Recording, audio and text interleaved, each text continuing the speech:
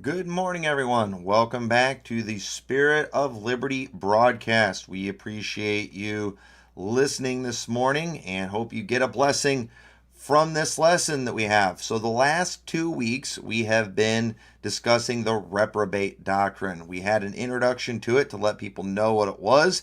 If you missed it, make sure you go to our YouTube channel, youtube.com/GiveMeLibertyBaptist, and watch that previous program, or you can go to our Facebook page, the Spirit of Liberty broadcast, and you can see previous episodes that you may have missed. And so we covered an introduction to it, and then we kind of defended the different arguments that people use against the reprobate doctrine, because this is one that many people they don't like it. It's offensive to them. It makes them uncomfortable because in Romans 1, it gets very specific about some of the characteristics of people who are reprobate, specifically what it says in Romans 1 verse 26.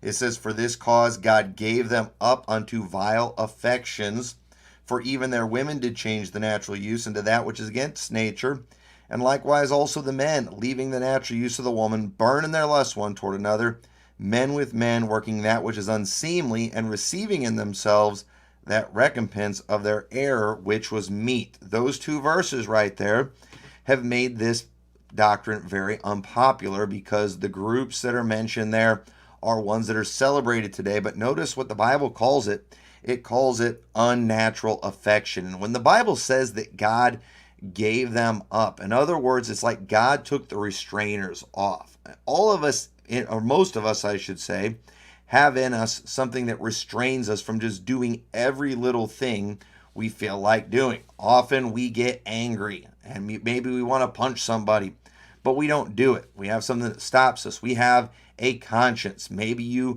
an opportunity comes where you could steal and you could easily get away with it, but you have something in you that stops you from doing some of these things that you know you shouldn't do. God's holding us back. He's keeping us away from some of these sins because they will ruin our lives. They will destroy us if we go down that path. Well, that person who just, though, continues to reject that restraint, who continues to just go against what God says to do, who does not listen to the leading of the Holy Spirit on things, there's going to come a point where God's going to say, okay, fine, I'm done. The restraint is gone. And when the restraint goes away, then people are capable of great, great wickedness. And that's why you often hear people say, how could someone, go and shoot up a school? How could someone do this to a child? How could someone be attracted to a person of the same sex and things like that? It's because the restraint has been taken away. They've been given over to a reprobate mind. Why would someone do that to themselves? Why would someone, hurt themselves like that? There's restraint has been taken away. And so we have people today that are like that all over. And it's because they didn't like to glorify God when they knew Him. They decided they were going to change who God was.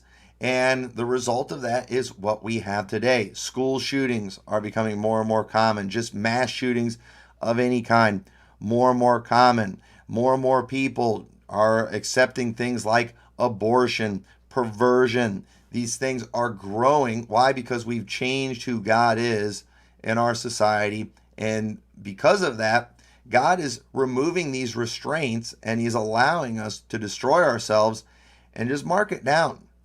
This stuff that we are allowing today, these things that we are celebrating, the perversion that is being celebrated in our country, it will be the thing that destroys us. These things are growing because we have rejected God over and over again in our society, in our schools, and even in our churches. And therefore, these things are rising and it will be to our destruction.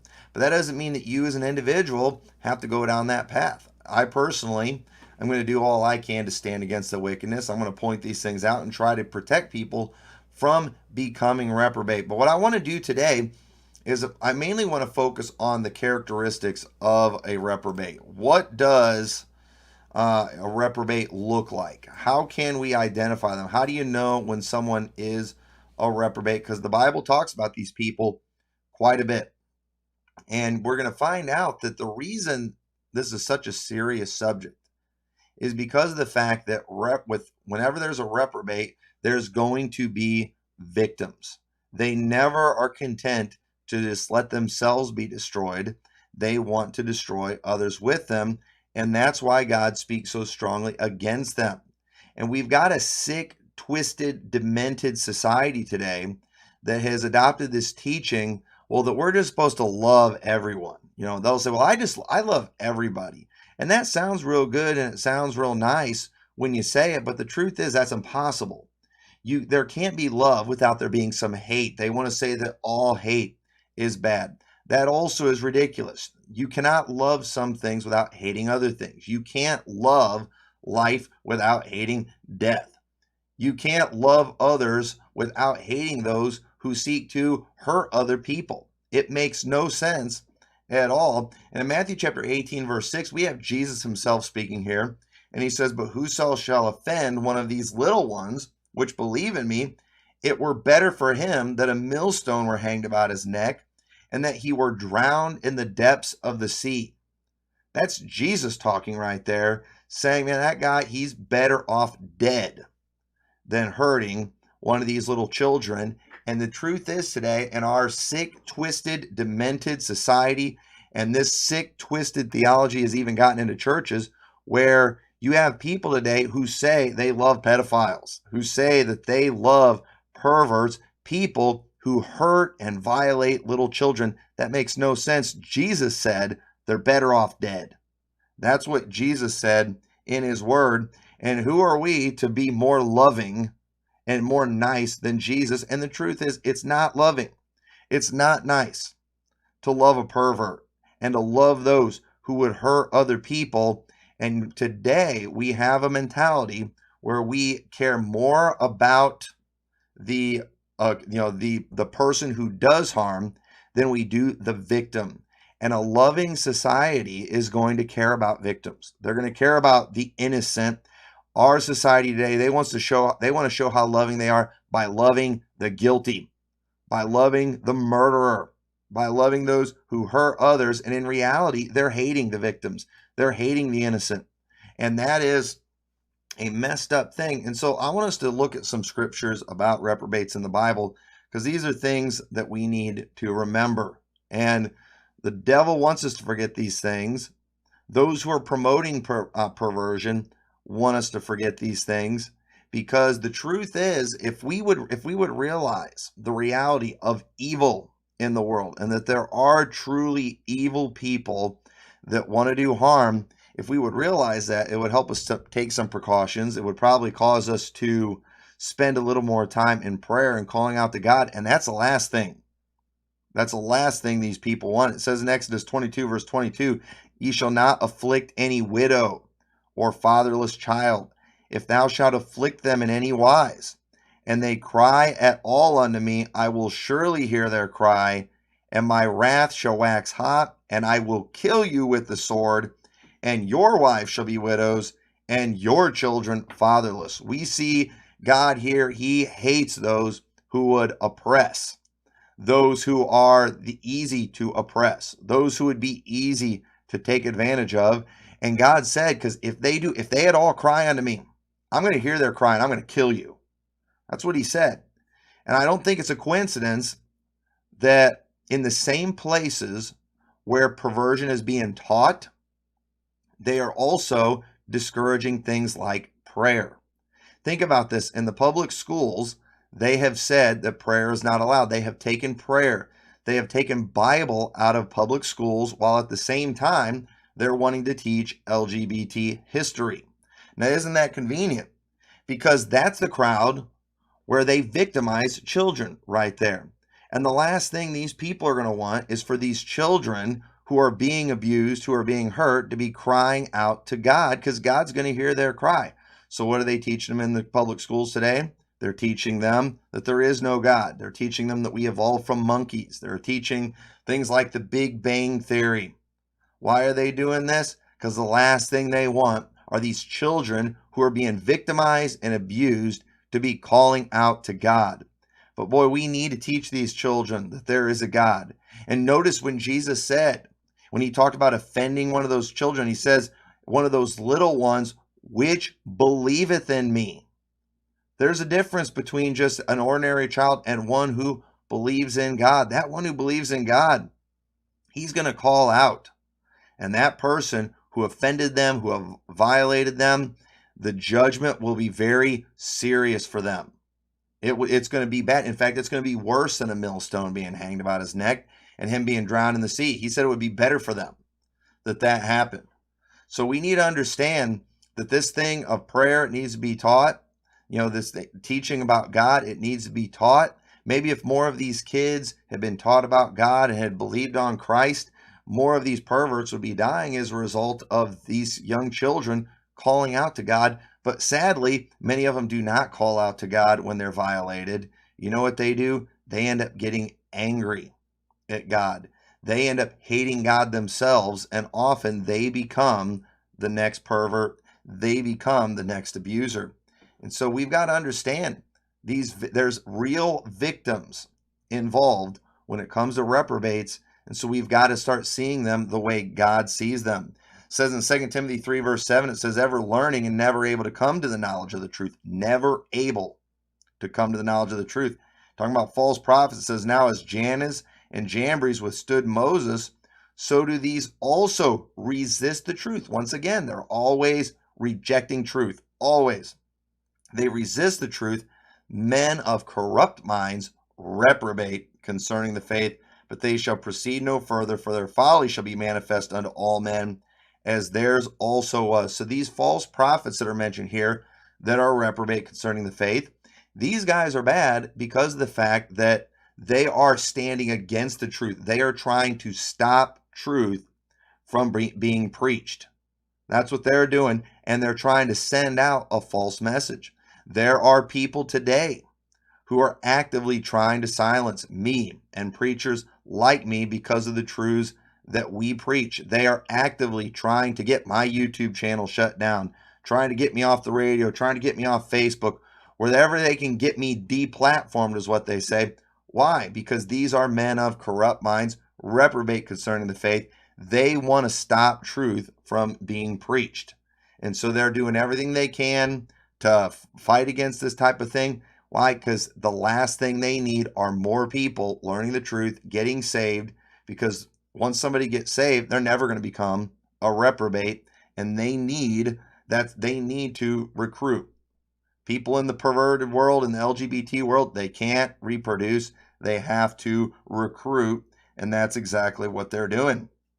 It says in 2 Samuel 20, verse 1, it says, and there happened to be there a man of Belial, all right? A man of Belial, a son of Belial. That's a child of the devil.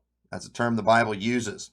And here's a man who was a man of Belial, whose name was Sheba, the son of Bichri, a Benjaminite, and he blew a trumpet and said, we have no part in David, neither have we inheritance in the son of Jesse, every man to his tents, O Israel.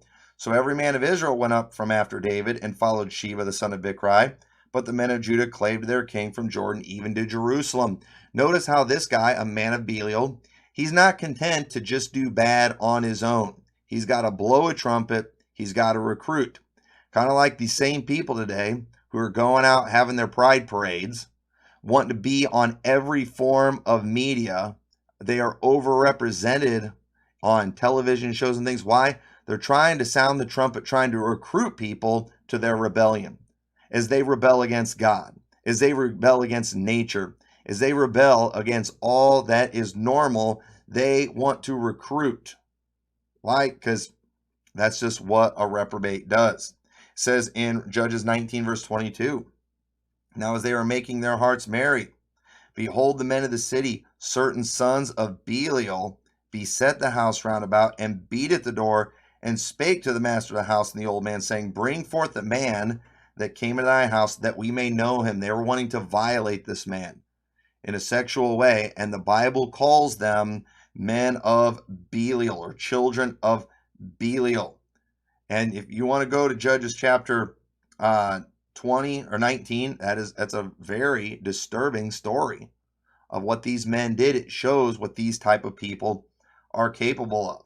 And in 1 Samuel 1 and verse 14, it says, and Eli said unto her, how long wilt thou be drunken? Put away thy wine from thee. This was when Hannah was in the temple praying, and she was so sorrowful as she's crying out to God. When Eli saw this, he thought she was drunk, the way she was acting. But notice what she said. She said, count not thine handmaid for a daughter of Belial, for out of the abundance of my complaint and grief have I spoken hitherto. Now, why did she say, don't count me as a daughter of Belial?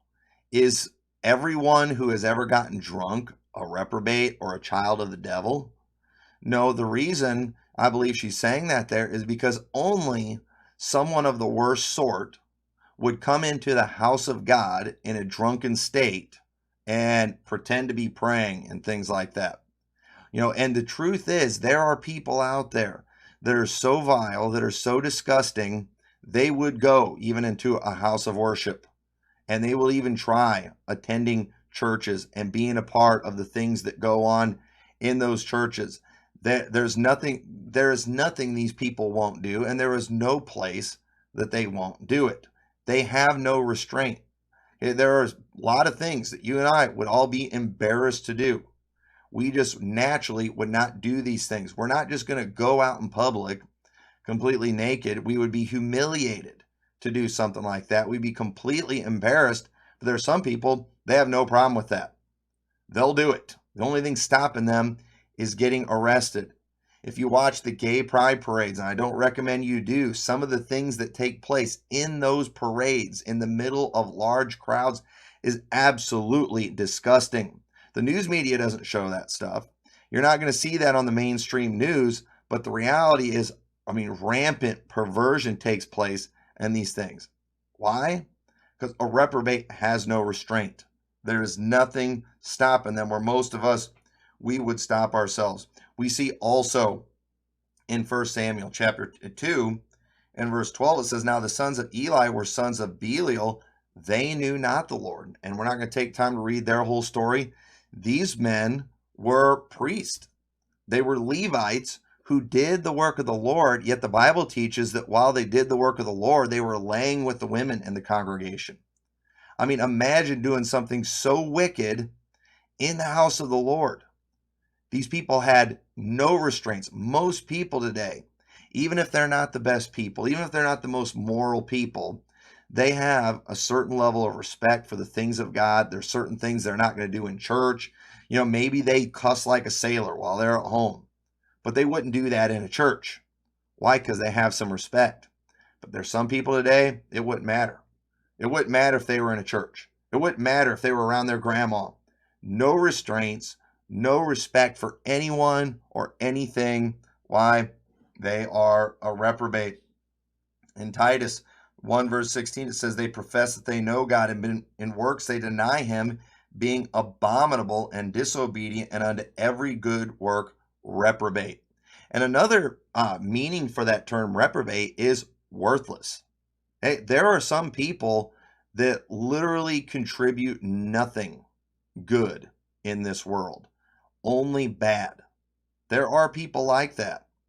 And many of these people are in prison right now. Some of them aren't in prison yet, but they are out there who do no good, who are just all bad. And I know you've watched a lot of Hollywood movies, and there's good in everybody, according to Hollywood. Even Darth Vader, who blew up a planet, his son sent some good in him. Okay, folks, that's Hollywood. That is not reality. There are some people that are rotten to the core. They are children of Belial, children of the devil. They are of that wicked one. They are reprobate. There is no coming back. And it's just high time that we just face the reality of this. Stop going off Hollywood theology and start going off biblical theology. But I'm telling you today, preachers are preaching Hollywood theology from behind their pulpits and not biblical theology. And they don't even recognize the fact that there is real, pure evil in the world today. And the truth is, the Bible has told us how we can identify some of this evil, yet today people are turning a blind eye to it and even allowing this evil in their churches. There's going to be serious consequences as a result of that. It says in 1 Samuel 25, verse 17, now therefore know and consider what thou wilt do, for evil is determined against our master and against all his household. For he is such a man of Belial that a man cannot speak unto him. This was Abigail, who was a godly woman, who was married to a man of Belial. His name was Nabal. He was so bad. She said, you can't speak to him. You can't reason. There's some people that you can't reason with. There's some people that there's no getting through to. And it says in verse 25, let not my Lord, I pray thee, regard this man of Belial, even Nabal, for as his name is, so is he. Nabal is his name, and folly is with him. But I, thine handmaid, saw not the young men of my Lord, whom thou didst send. So right here, we're seeing that David, in the story, he was angry, and he was going to go wipe out this entire house because of the deeds of Nabal. But the truth is, not everybody in his house were children of Belial. There were innocents there, and thankfully, Abigail came forward, and she recognized what her husband was. And she went to David for mercy, and she actually stopped David from making a very big mistake and hurting a lot of innocent people. And because of David's obedience, because of David's restraint there, we see that God ended up killing Nabal. Abigail went and helped David anyway. Nabal found out about it, and the guy was so wicked. He was so angry. He was so bitter at a good thing being done. The man couldn't speak, and when you read the Bible, it almost looks like the man had a stroke. And he ended up dying as a result of it. And the truth is, it was God who killed this man. Why? Because there was no reforming him. There was no turning him around. There was no fixing this man. And thankfully, God ended this man. It says in 1 Kings 21, verse 9, and she wrote in the letter saying, proclaim a fast and set Naboth on high among the people, and set 2 men, sons of Belial, before him to bear witness against him, saying, thou didst blaspheme God and the king, and then carry him out and stone him that he may die. Jezebel or Ahab wanted Naboth's vineyard. Naboth, being a good man and a man of principle, he refused to sell the inheritance of his fathers. Ahab threw a big fit. Jezebel says, you know what? Let's get him killed. So let's basically, as the king and queen, it's going to look bad if they just go kill a guy for no reason, just because they want his vineyard. That's going to scare people. So them being the cowards that they were, they decided they would have someone testify falsely against him. Well, here's the thing. Most people are not going to be willing to just go out and just flat out lie about somebody. But a child of Belial would. A reprobate would. So even Jezebel, she knew the kind of people that they needed to get. She said, let's set 2 men, sons of Belial. It says in verse 13, and there came in 2 men, children of Belial, and sat before him. And the men of Belial witnessed against him, even against Naboth, in the presence of the people, saying, Naboth did blaspheme God and the king. Then they carried him forth out of the city and stoned him with stones that he died.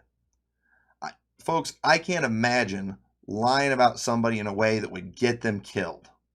Most people would never do that. Most people would not just go and make a lie and then go out and then watch someone die as a result of their lie. But you know what? A reprobate would. Children of Belial would. They'd do anything for $50, $100. I'm sure they got paid for this work that they did. And let me tell you something. There are people out there that are trying to destroy our country, that are trying to destroy our churches. And you know who they use to get their message across? You know who they use to do their dirty work? They use children of Belial. And that is why we see so many perverts in Hollywood, in the news media, and now even running for president and in Congress. Why are these people being used? You know why? Because you can get a reprobate to do whatever you want them to do. There is nothing that they will stop at. There is nothing that they will not do for a little bit of money, for a little bit of pleasure. And we see that today. Whenever the news media is wanting to get a story out, trying to get people to accept perversion, what do? They go out and they interview the scum of the earth, freak shows, Weirdos. Why are they doing that? Because they can get them to say anything and do anything. But they're not going to talk to people like me. They're not going to go to normal people, to the decent people of society, because those people will tell the truth. And we see that son of Belial or children of Belial, they'll stop at nothing. It says in 2 Chronicles 13, verse 6, yet Jeroboam, the son of Nebat, the servant of Solomon, the son of David, is risen up and hath rebelled against his Lord. And there are gathered unto him vain men, the children of Belial, and have strengthened themselves against Rehoboam, the son of Solomon, when Rehoboam was young and tender-hearted and could not withstand him. So notice, as another rebellion has taken place, as rebellions take place, you know who these bad guys recruit? Children of Belial. And look at who's doing most of your protests today, have most of their parades and things today. It's people who fit the category of a reprobate to a T. It's people who are exactly like we see in Romans chapter 1 and verse 26 and 27, people that have been given over to vile affection. Why is it always these people? Why is the government so anxious to use these type of people to get their message out? Why is it that Hollywood always uses scum to be in their movies and things? You know why? Because most people wouldn't go and do in front of a camera what these people will do. They will do the most vile things. They will talk in the most vile ways. And by doing it in Hollywood, by mass producing these movies and television shows, it's helped making wickedness and perversion seem normal. We're being desensitized more and more to these things. And that is why your typical Hollywood actor is usually morally a pile of garbage. Normal, decent people will not do the things that these people do in front of a camera. And many times, even in the privacy of their own home, they would not do the things that these people do. These people, they have no restraints. Often people think, no, there's no way the government's doing the things that people are saying they're doing. No one could do something like that. No one would go to war with some country just for financial gain and let all these just thousands and thousands of innocent people die. A reprobate would. You and I wouldn't do something like that, but a child of the devil, a son of Belial, would do it in a heartbeat. And it's like today, because we're so sensitive, we're so scared of negative attention coming our way, we have forgotten to preach this truth about the reprobate doctrine. We don't even know what these people look like. We're not talking about them. In many cases, churches are trying to reform them and just bringing dangerous people into their churches, and it always turns around to destroy them. Many of these preachers that you hear about that are molesting people, that are committing adultery in their churches, people think, how could they do that? In many cases, these were people who had a past, who had proved they were perverts, who had proved and they've given over to reprobate mind, but some misguided preacher thought, I can reform them. I can fix them. And all they did was put them in a place of trust where they can now be even more dangerous. And a reprobate, they want to seek to defile that which is holy, and therefore they are going to try to get into churches. And folks, they're in there. I could tell you story after story about things that are going on in churches that have happened recently, even not far from here.